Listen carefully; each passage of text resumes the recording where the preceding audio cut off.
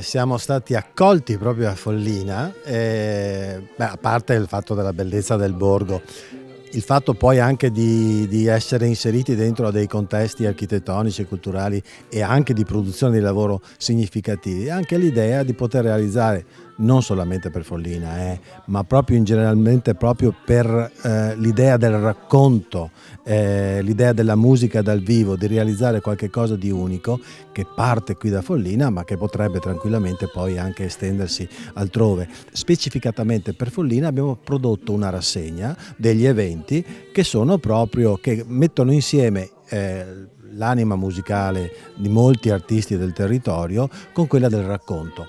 Può essere anche la musica stessa che si fa racconto o il racconto che viene supportato dalla musica. È un viaggio che ci porterà in vari luoghi del mondo, dalla musica araba, andalusiana,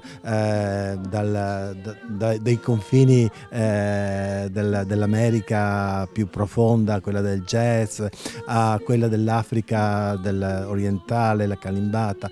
Insomma, è un mix, certamente, ma la connotazione principale è proprio quella che noi mettiamo insieme proprio la musica dal vivo con il racconto.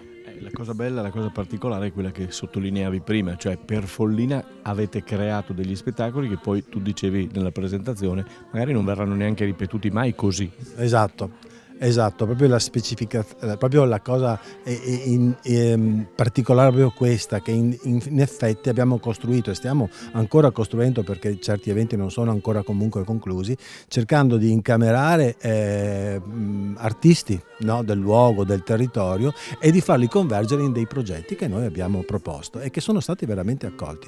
Quindi questa idea è proprio quella anche, tra virgolette, di una specie di produzione. Buona Follina racconta musica. Grazie, un buon auspicio e buon viaggio a tutti quanti, al nostro gradito e buonissimo pubblico. Grazie.